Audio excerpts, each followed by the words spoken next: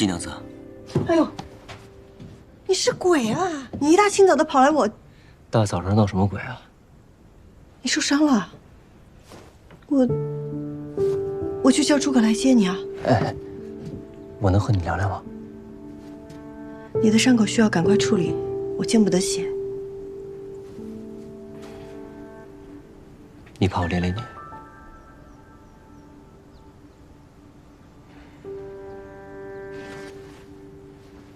叨扰了。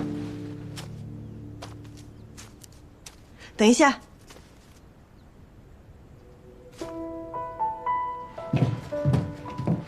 最好你惹的不是什么大麻烦，不然我把你丢到江里喂鱼。等着。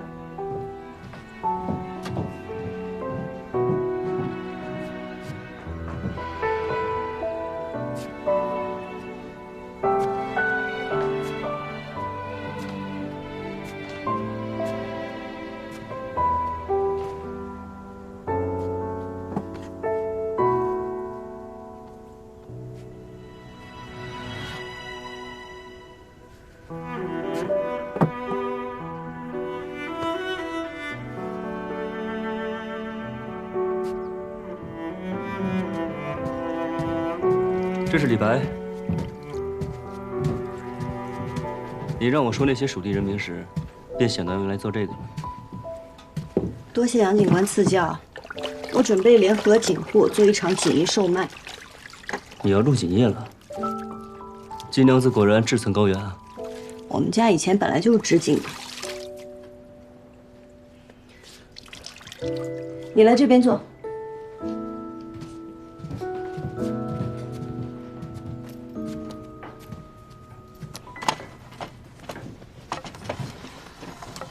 季娘子这是准备给我割连医治啊？我又不是大夫，你要救命也不会找我。那，擦擦伤口。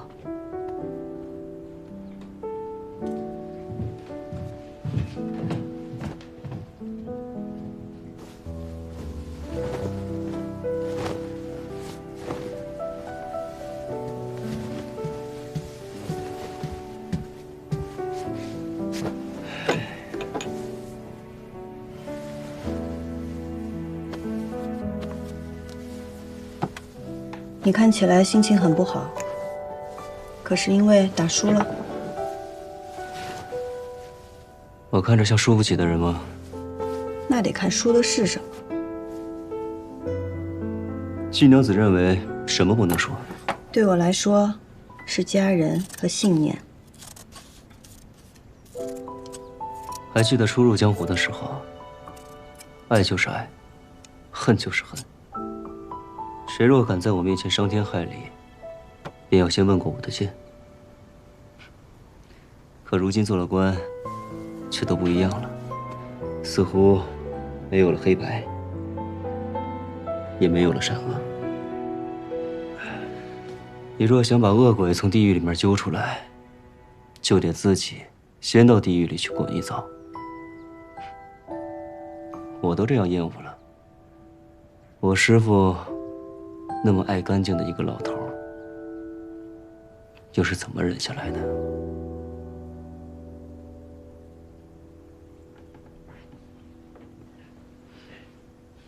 季娘子似乎不愿意跟我聊天。杨警官说话向来草蛇灰线，步步为营，我听不懂，所以也不知道该怎么聊。你想知道？可你若知道了，就下不了这条船了。我得先知道答案，再考虑要不要上杨警官这条船。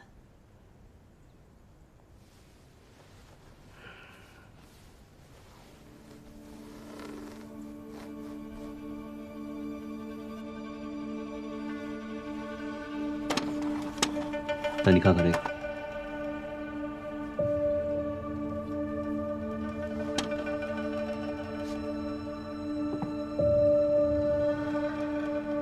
这是从哪儿得来的？捡的，有什么问题吗？不知道。上任警官沈如风是我师傅，我不相信他是病死的。我这次回益州，便是为了来查他的命案。这厮，就是我在查此事的时候得来的。这厮用的是我阿耶蜀红丝的配方，但染丝与织锦不同，天气、温度、湿度的不同，都会导致丝线颜色瞬息万变。染丝的人必须站在染缸边随机应变，所以，即便有了秘方，也未必能染出真正的蜀红丝。你说这丝是假的？为了增亮固色，用硫磺熏制过，与真正的蜀红丝谬于千里。我阿爷去世后，市面上偶尔也出现过仿制的蜀红丝，我见过几次，这次这个算是最接近真品的了。杨警官，上次你说宫中急需蜀红丝为皇后补衣，你不会病急乱投医，把这丝当作蜀红丝交往长安去了吧？你可还记得你阿耶因何获罪？你到底想说什么？我师父临死前，就是在调查蜀红丝，还有你阿爷的案子。金娘子有没有想过，我们想要的，很有可能会是同一个真相？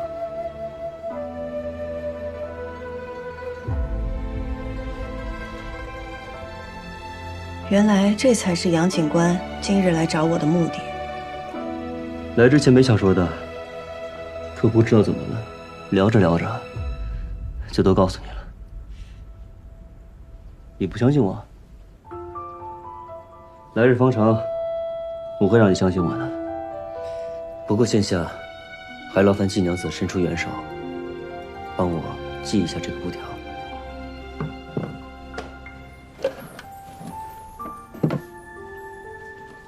热水免费，伤药无钱。要钱没有，要命一条。来，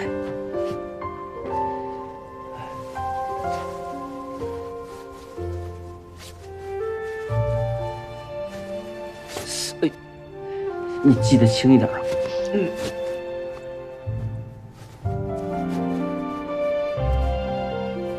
季娘子这手劲够大的。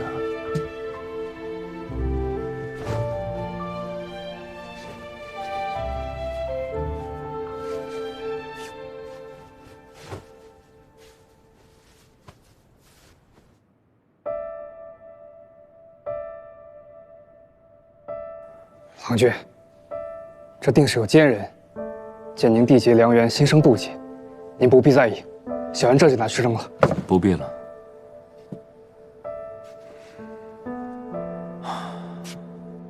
薄情寡性，估计日后全益州的人都会这么看我。我不在乎。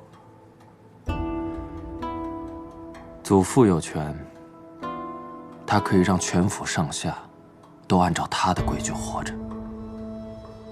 牛五娘有权，她可以随意决定一个人的生死。杨三郎也有权，他可以肆意的按照自己喜欢的方式活着。待我有了权，我定会全力守护好我想要守护的人。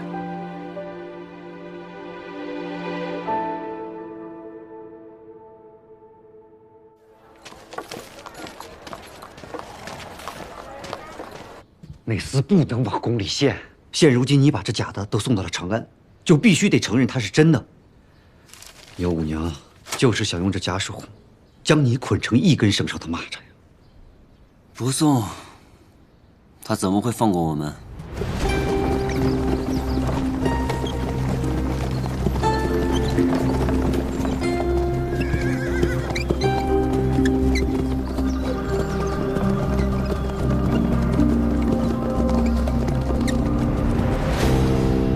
青城山腹地有一处名叫三潭的地方，你可听过？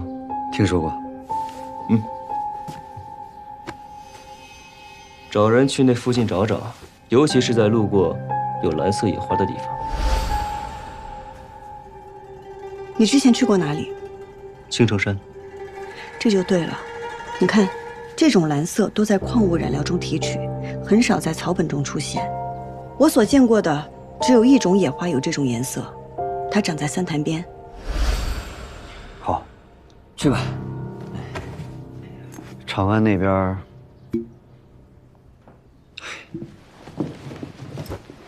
杨三郎，你这是在赌命啊！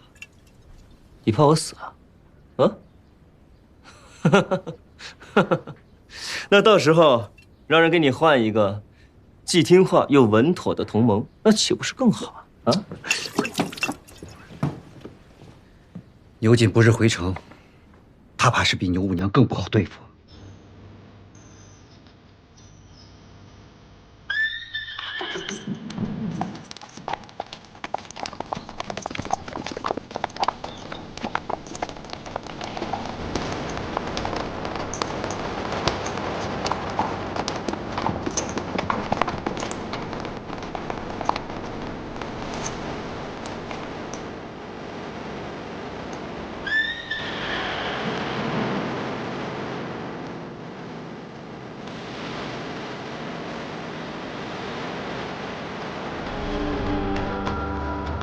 欢迎牛将军回场。张刺史客气了。牛将军护佑剑南道百姓，劳苦功高，辛苦辛苦。1年不见，牛将军还是威风依旧啊！牛将军，一路舟车劳顿，下官为您备了接风宴，不知可否赏光啊？你是新任警官？下官杨静兰，见过牛将军。杨家大郎几届锦王盛名在外，不成想三郎也这样一鸣惊人啊！竟然做了益州城的警官。牛将军妙赞了，我呢也是第1次为官，还请将军多多提点。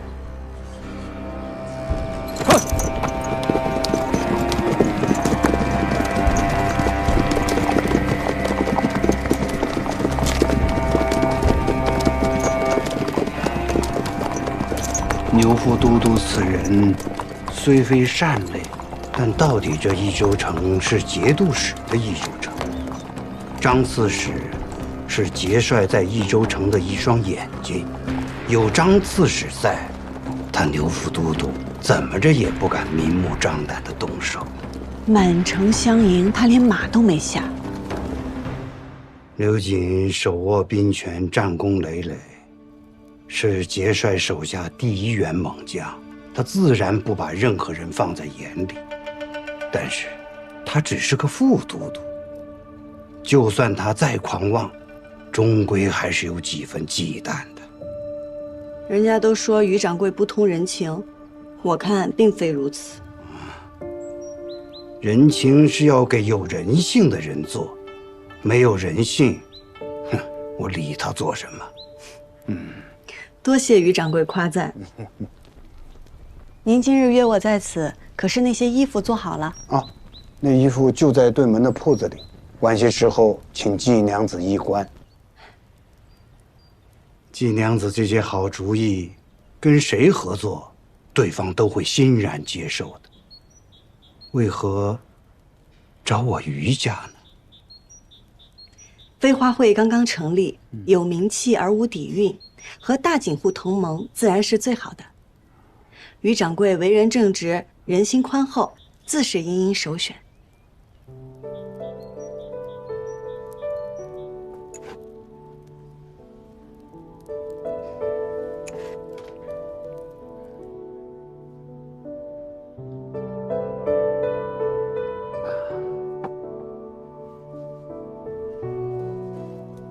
季娘子若是一位男子，必定能成就一番大事业。千秋万载，成事的女子亦不少。有八卿，有卓文君，还有武皇，哦，还有女娲。人是女娲造的，说明本就是女子造了这世间。阿翁眼浅了。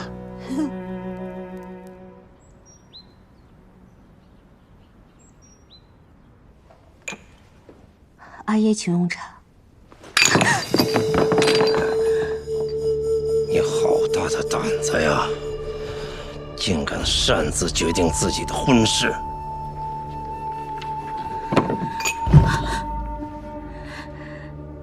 这没你的事儿，还不下去？是。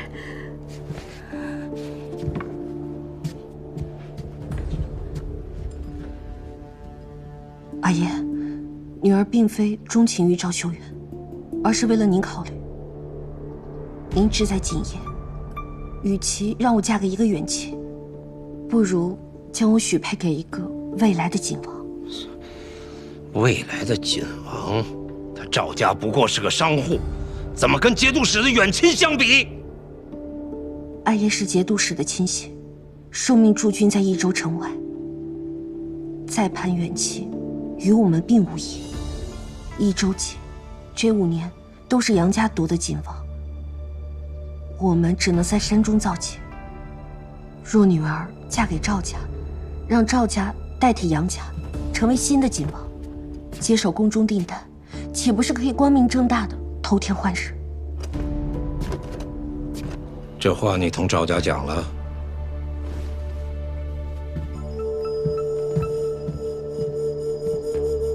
待女儿嫁入赵家，成为一家人，一荣俱荣，一损俱损，这个道理，我想他们会明白。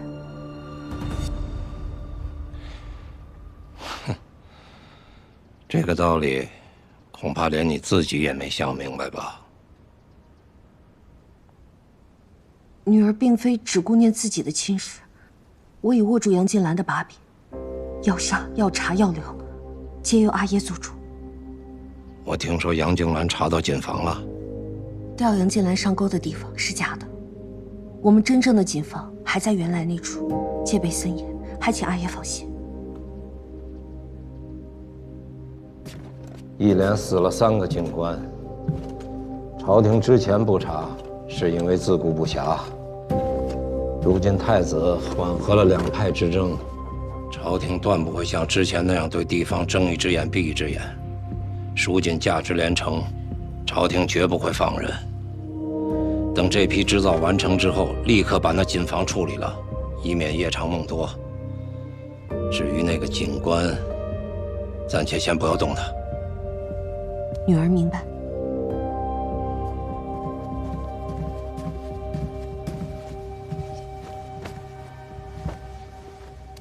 小婿，拜见丈人。你怎么来了？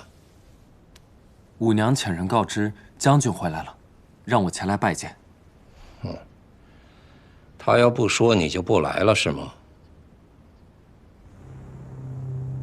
小婿身份低微，怕独自前来会冒犯了丈人。你叫他来做什么？有一重务，我想请您一官。再召2郎君来，也是让他看看我的嫁妆。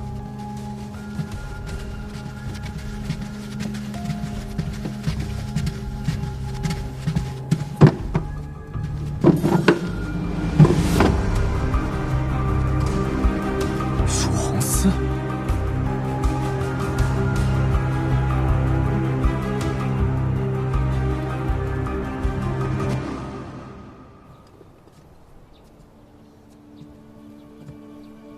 方才郎君在我阿耶面前不卑不亢，进退得宜。看来郎君是想通了。我只是尽一个丈夫和女婿应有的礼数罢了。郎君适应得这样快，倒是令我有一丝后怕。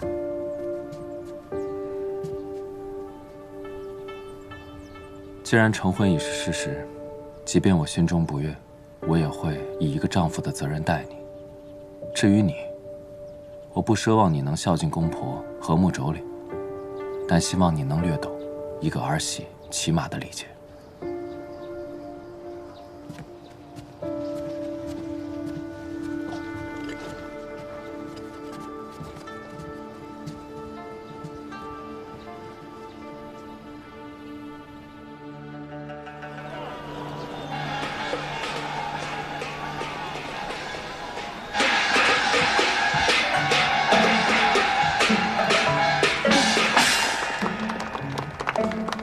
诸位街坊乡亲们，少林爷老曾言：“小看红湿处，花重锦官城”，道出了我们蜀锦的风流灿烂。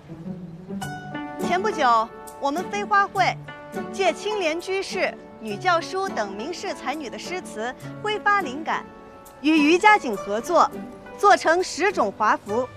今日与大家共赏。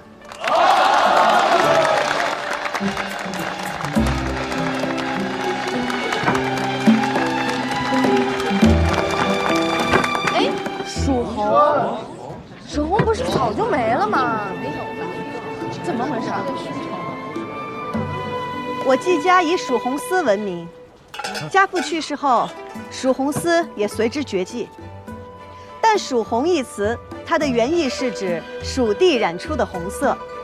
小女不才，不能重现我阿耶的蜀红丝，但是我能为大家现看更多的蜀红。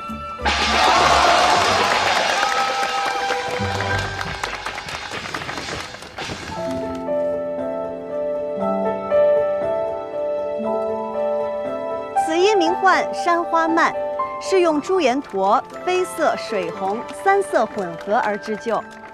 这以青莲居士诗歌自成一段风流。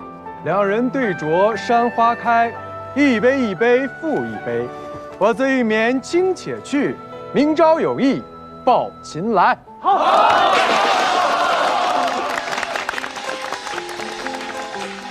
此衣名唤九霞，留银红做主色，丁香和橘红为配色，乃是取自女教书的诗词。酒席分为9色霞，武陵仙玉五云车。春风因过东君社，偷样人间染百花。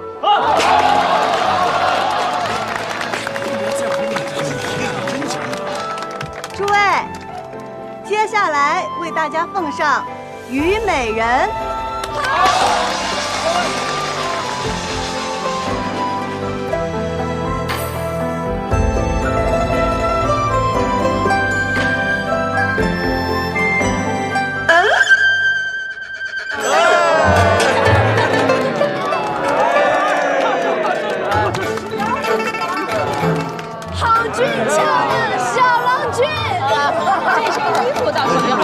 只是那头上的花和脸上的胭脂，老天爷！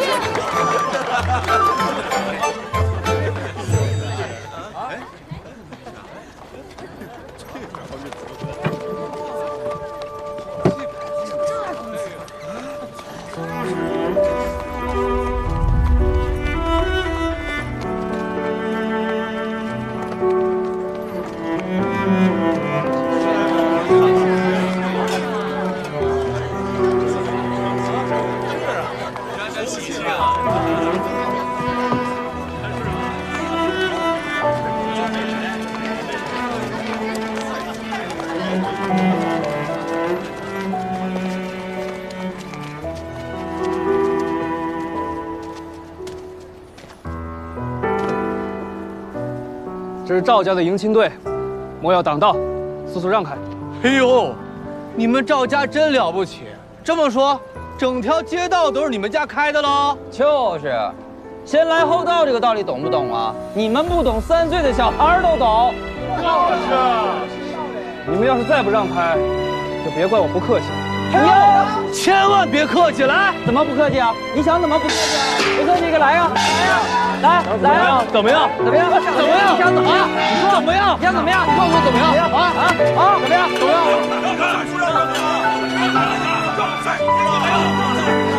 我们快让！不让开！说了我们不让！谁不行？让！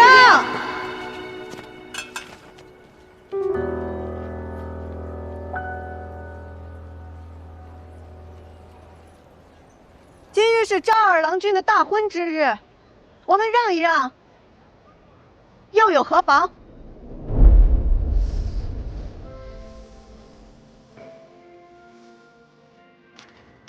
让路可以，但是这份热闹不能让。哎，我给你们舞一段。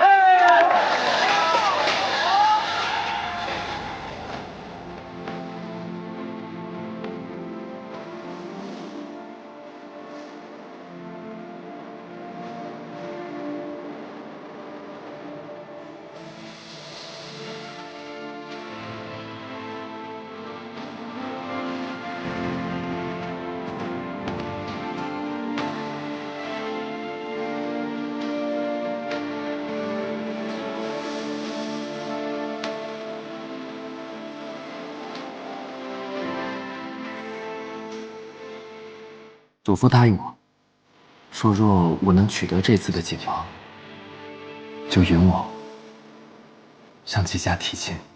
还没有放飞就灵验了呢。你专为我而来，就是不一样。扶摇直上小安，这不正是我心中的你吗？知我者，赵二郎君是也。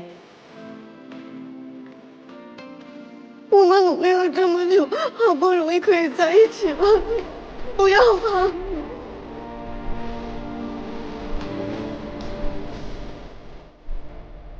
也许我们的情感并没有你想的那么重，但是我放弃你，是我自己的选择。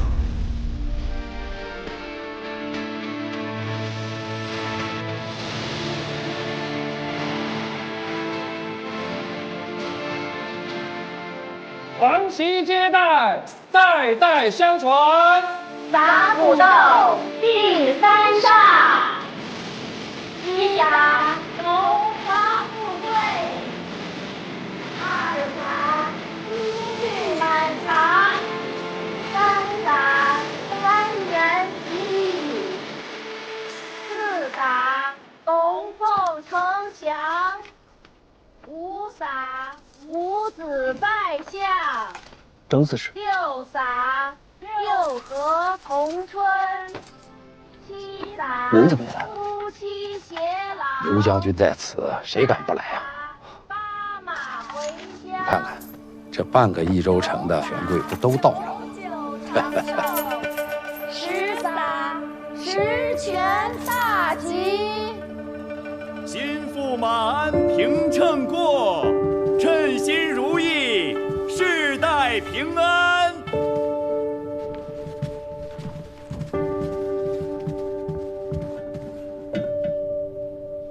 望庆斩拜，夫妇一体，携岁永离。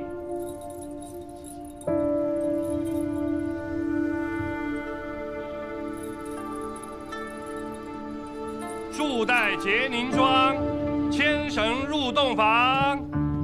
好了，这里不用你了，下去吧。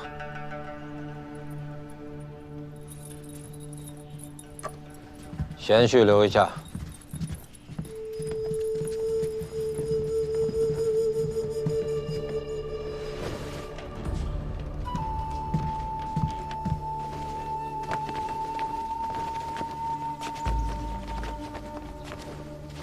给刘将军报喜。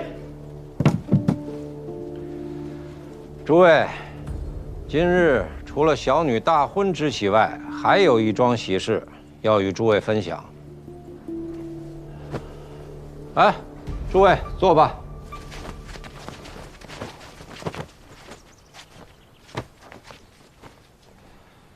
贤婿，趁着今日大家都在，把你的心血拿出来，让大家看看。是。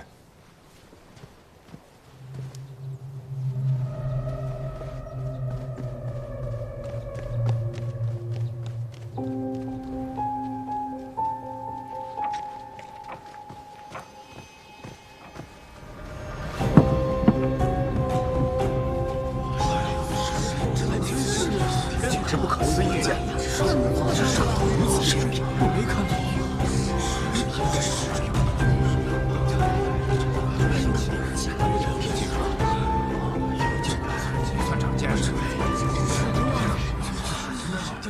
蜀红一出，千红枯，六宫粉黛无颜色。可惜，自季归南获罪身死，蜀红也自此绝迹。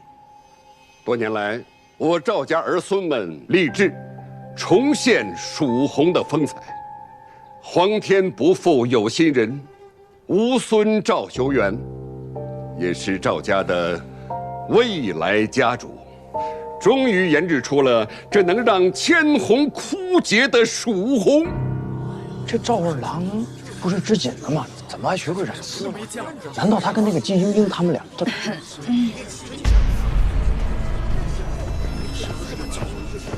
各位也都是锦业的老人了，也都见识过当年蜀红之绝伦。今日就请大家瞧瞧，晚辈所染的是不是真正的蜀红？不是早就失传了吗？哪像？这些年，人人都说染出来了，可结果呀，都不是。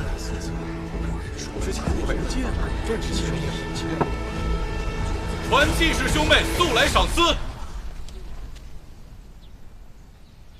哎，赶紧，把今天赚的钱数数，我们跟于家46分成。行，46分成。哎呦，今天可真没少赚。不好了，赵修元染出了蜀红丝。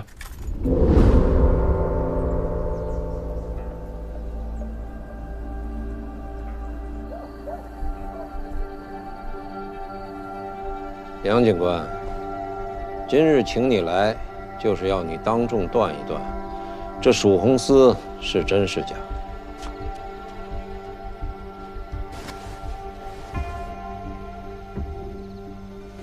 牛将军，这蜀红丝真假肉眼难断，但下官记得，当年蜀红丝过碱水而不褪色，是真是假，一验便知。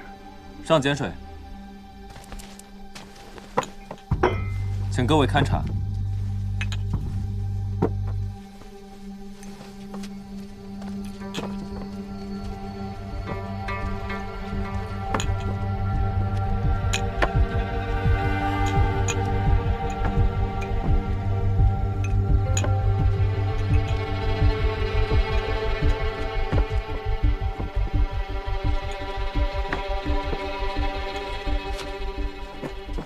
恭贺赵二郎同献蜀红丝。牛将军，赵二郎君既染出了蜀红丝，又是未来家主，可喜可贺，前途无量啊！杨警官，这蜀红丝，诸位，可还有人有异议啊？我有异议。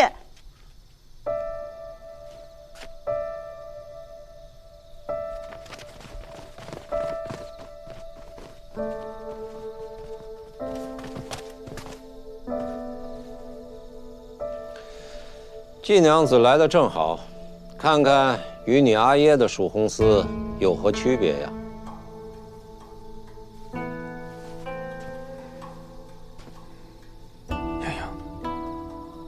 牛谨识的，即便你再机敏，也无疑是匹夫寒术。三思啊！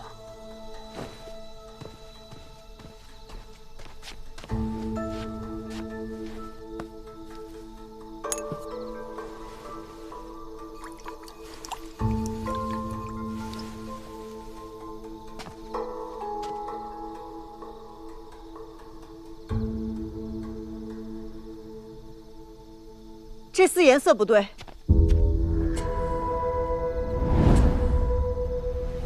真正的蜀红丝经碱水，颜色分毫不褪，可这丝却暗淡了。诸位可以仔细辨别手中红丝，若是以前的红有10分，那如今便只有7分。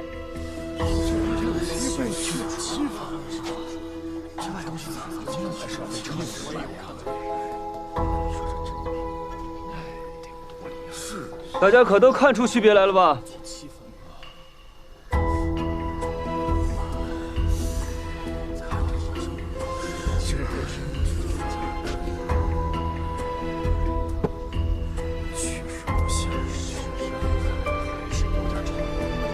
田旭，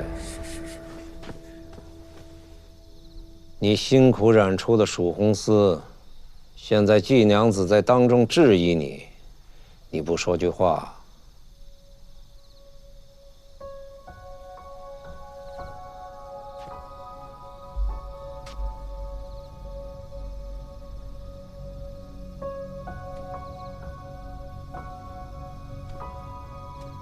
众所周知，蜀红丝是季伯父所独创，自家阿爷所创的寺，失传多年，却被他人所染。他一时间难以接受，可以理解。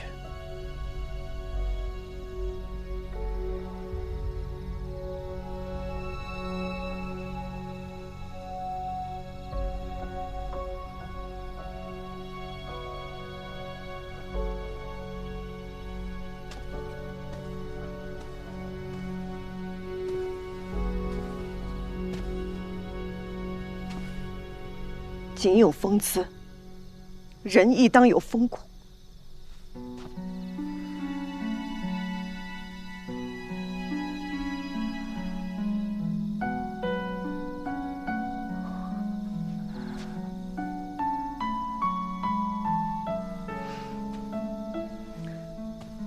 今日我便不信，在场只有我季英英一人能看出这丝褪色。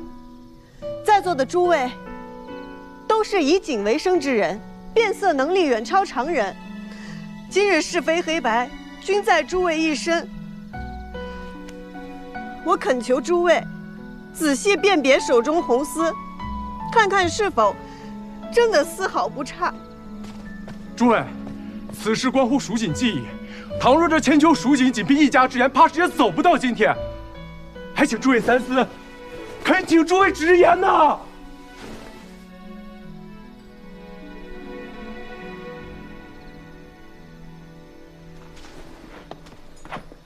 刘将军，晚辈眼拙，着实瞧不清这褪没褪色。不过我曾亲自摸过季家染制的蜀红丝，这手感确实是不一样。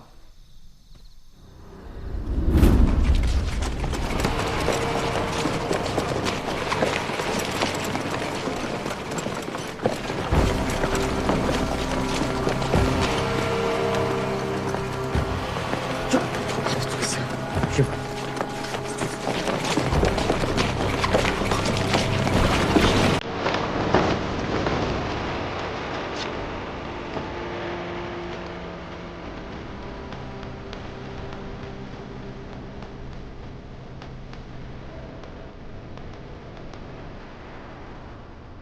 杨家二郎，你这手感同季娘子那眼力一样，俱属一家之言。想清楚再回答。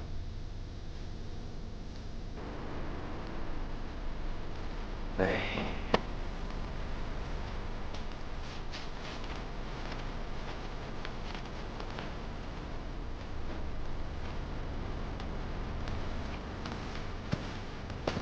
季娘子，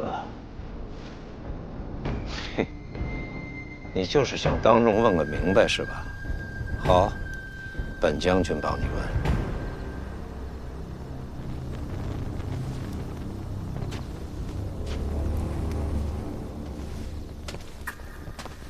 杨夫人，这可是蜀红丝啊！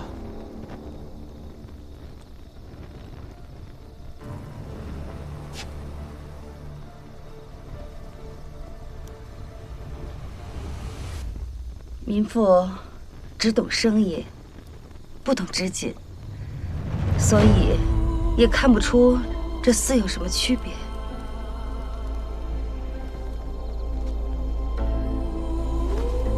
孙掌柜，你说是蜀红丝吗？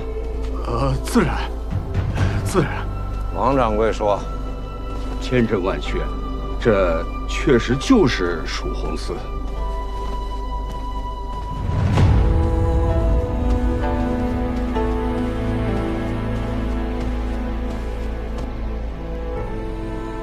大家觉得呢？确实是蜀红丝。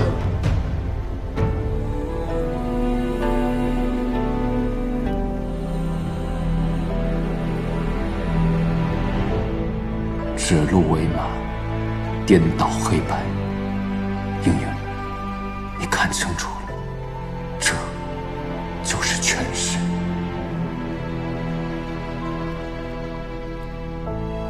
季娘子，既然大家都觉得是，你又何必自欺？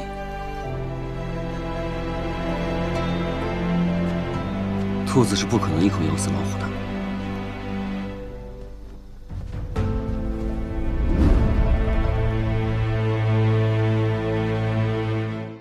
落英缤纷过，跌进尘埃，却在尘埃中开花结果。浣花溪畔的粉末，牵引飞花指尖落。岁月若飞梭，一生萧索，却在萧索中走出阡陌。换尽迷途与扑朔，为心里惊鸿一抹。